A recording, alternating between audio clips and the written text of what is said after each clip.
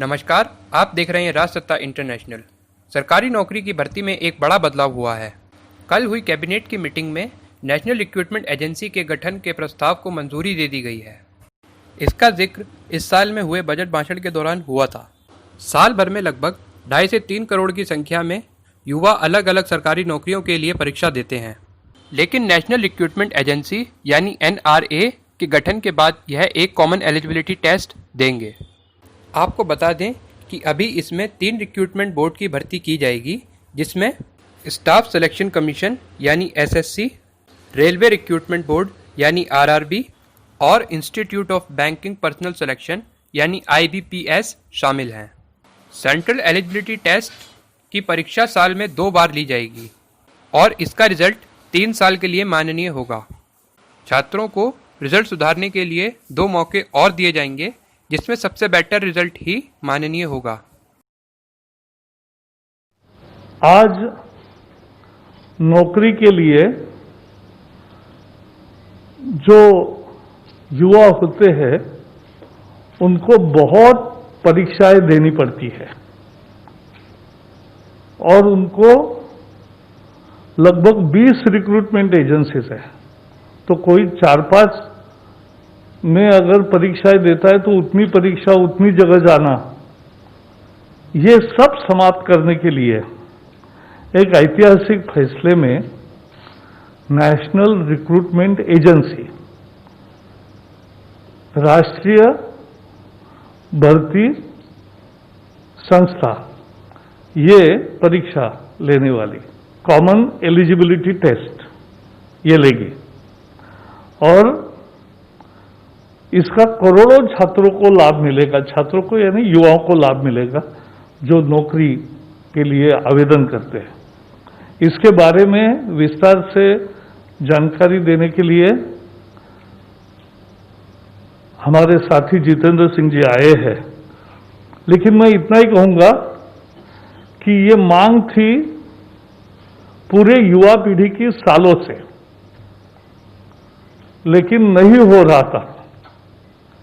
लेकिन इस एक निर्णय से, नेशनल रिक्रूटमेंट एजेंसी से एक परीक्षा, उससे उनकी तकलीफ भी दूर होगी, उनका पैसा भी बचेगा और मानसिक स्वास्थ्य भी ठीक रहेगा। What I wish to add is that this common eligibility list, which is also a common list, can be utilized even by the state governments.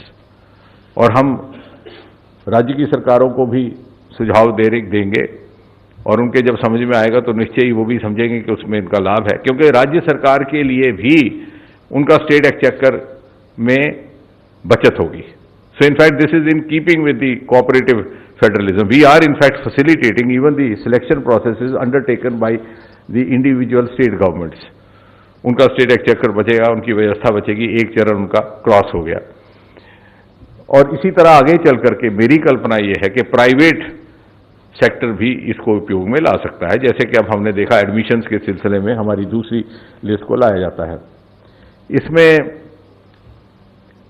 1 साल के अंदर 2 होंगे इस प्रकार के टेस्ट, जो बात छूट गई थी वो आपके ध्यान में रहे। और जैसा कि बताया गया है आपको कि 1000 centre to begin with and at least 1 center necessarily in each district, so that in other words you can put it that no candidate will have to travel outside his district, which is a huge relief. इसके अलावा age relaxation में और जो बाकी सुविधाएं हैं उसमें कोई अंतर नहीं है। The age bar he can try as many times as he wants till his age permits. जो दूसरी कंसेशंस हैं फीस इत्यादि की वो भी वैसी रहेंगी, बल्कि एक इसमें फर्दर इंप्रूवमेंट ये है कि पहले एक ज़माने में सिर्फ 2 लैंग्वेजेस में टेस्ट होता था, अब ये 12 लैंग्वेजेस में होगा and gradually we'll go on increasing the number of languages so that we can try to include as many languages as possible from the. Common eligibility test एक प्रिलिमिनरी एग्जाम की तरह है, जिससे मिले स्कोर से student short list होंगे और आगे का प्रोसेस रिक्रूटमेंट बोर्ड के अंतर्गत होगा। यह परीक्षा 12 भाषाओं में ली जाएगी, जो कि संविधान के 8वें अनुसूची में शामिल हैं। साथ ही हर जिले में एक एग्जामिनेशन सेंटर बनाने की बात भी की गई है, ताकि छात्रों को ज़्यादा दूर का सफ़र तय न करना पड़े। नए नए अपडेट्स जानने के लिए जुड़े रहिए राजसत्ता इंटरनेशनल से। जय हिंद।